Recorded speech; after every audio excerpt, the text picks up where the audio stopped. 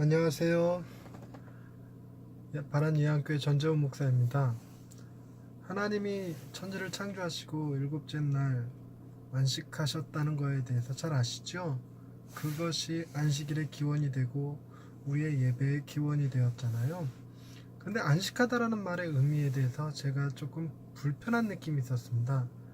마치 하나님도 지치고 피곤하셔서 좀 쉬어야 되는 분 같은 느낌을 들게 하잖아요. 과연 그럴까 싶습니다. 오늘은 그 안식하셨다라는 말씀을 가지고 하나님의 말씀을 한번 준비해 봤습니다. 샬롬, 하나님의 평강이 삶에 가득하시기를 기원드립니다. 복음성가 중에 내가 산을 향하여 라는 곡이 있지요. 제가 학창시절 정말 많이 부르던 한국교회 애창곡이었습니다. 이 찬양은 시편 121편 1절과 2절을 가지고 만든 찬양이었습니다. 내가 산을 향하여 눈을 들리라. 나의 도움이 어디서 올꼬. 나의 도움이 천지를 지으신 여호와에게서로다. 아멘. 121편은 1절, 2절로 만들어진 노래뿐만 아니라 5절, 6절로 만들어진 하나님은 너를 지키시는 자라는 찬양도 꽤 유명합니다.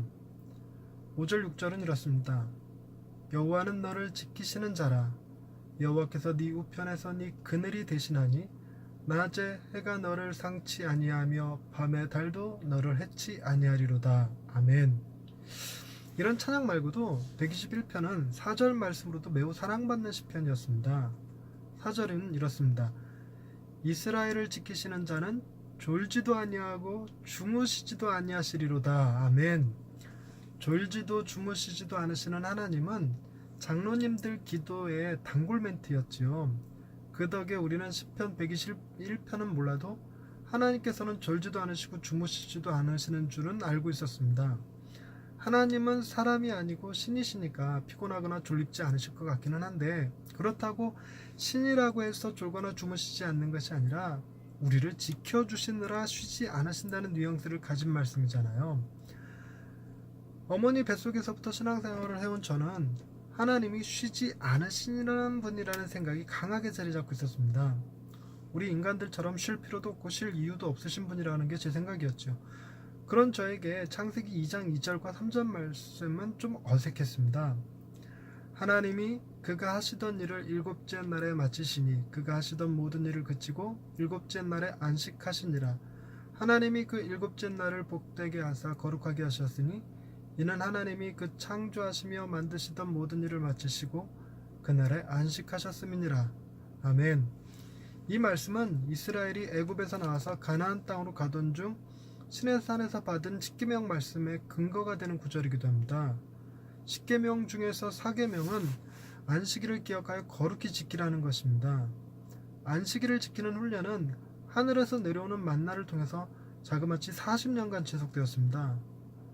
한 민족이 40년 동안이나 안식일 훈련을 하면 그들의 DNA 속에 안식일이 각인될 법합니다.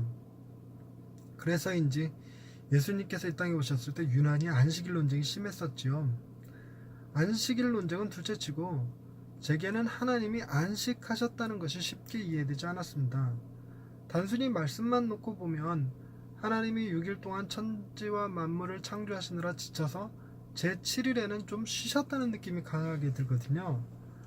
안식하다라는 말의 히브리어는 샤바트입니다. 이 단어는 쉬다라는 뜻도 있지만 중지하다, 그치다, 제거하다라는 뜻도 가지고 있습니다. 하늘에서 만나가 그쳤다라고 할 때도 이 단어를 쓰고 음식에서 누룩을 제하다, 제거하다라고 할 때도 이 단어를 씁니다.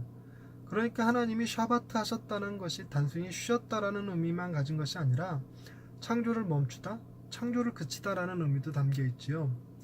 우리가 생각하듯이 하나님이 제7일에는 아무것도 하지 않으시고 쉬기만 하신 것은 아니었습니다. 말씀만 보더라도 하나님은 제7일을 복되게 하셨고 거룩하게 하셨습니다. 그리고 제7일은 아담과 하와에게 있어 그들 인생의 첫날이기도 했습니다. 이스라엘은 해가 지고 나면 다음 날이라고 합니다. 여섯째 날에 하나님이 땅의 생물과 가축과 기는 것과 짐승을 창조하시고 그러고 난 다음에 사람을 흙으로 빚어 만드셨잖아요. 그러고 나자 저녁이 되고 아침이 되었다고 하셨죠. 즉 아담과 하와는 자신이 창조되고 기지개를 쫙 피는 순간 해가 딱 지고 안식일이 된 것입니다. 하나님은 아담과 하와의 첫날을 복되게 하셨고 거룩하게 하셨습니다. 그리고 그날 당신의 형상을 닮은 아담과 하와와 깊은 교제를 나누셨겠지요. 오늘날 우리의 예배가 여기서부터 시작되는 것입니다. 아담과 하와는 하나님과 깊은 사귐을 나눈 후 그들의 삶이 시작되었습니다. 우리의 하루는 일하고 난 뒤 쉬는 것으로 끝나지만 이스라엘의 하루는 쉬고 난 뒤 일하는 것으로 끝납니다. 하나님은 일하고 난 뒤 안식하는 것 같이 보이지만 사람에게는 안식한 후에 하나님과의 깊은 교제를 통해 얻은 힘으로 한 주를 살아갑니다. 인간이 범죄함으로써 이런 하나님과의 깊은 교제는 끊어져 버렸고 이스라엘조차도 하나님과 그들 사이에 중보자를 내세워야 했습니다. 하나님의 말씀은 선지자를 통해서 주어졌고 하나님께 예배하는 일은 제사장을 통해 해야 했죠. 이런 인간의 범죄는 안식일날 충분히 안식하지 못하게 만드는 이유가 되기도 했습니다. 하나님은 창조를 마치시던 일곱째 날과 마찬가지로 우리와 깊은 사귐을 나누고 싶어 하셨습니다. 그래서 이 땅에 하나님의 아들 예수 그리스도를 보내어서 우리의 죄를 십자가에서 감당하게 하시고 우리가 모두 제사장이 되어 만인 제사장이 되어 하나님과 직접 교제할 수 있게 해주셨지요. 주님은 당신이 흘리신 보혈을 통해 우리가 하나님 앞에 나아갈 담력을 얻게 하셨고 그로 인해 진정한 안식을 누릴 수 있게 해주셨습니다. 할렐루야. 우리에게 안식을 베푸시는 하나님 아버지, 이 땅을 살아갈 힘과 지혜와 능력을 언제나 베풀어 주시니 감사합니다. 지치고 고된 인생에서 새 힘을 얻기 위해 우리는 하나님이 아닌 다른 것에서 위로를 구하며 방황했었습니다. 그러나 우리의 쉼은 오직 하나님과의 깊은 사귐을 통해 얻어지는 것임을 깨닫습니다.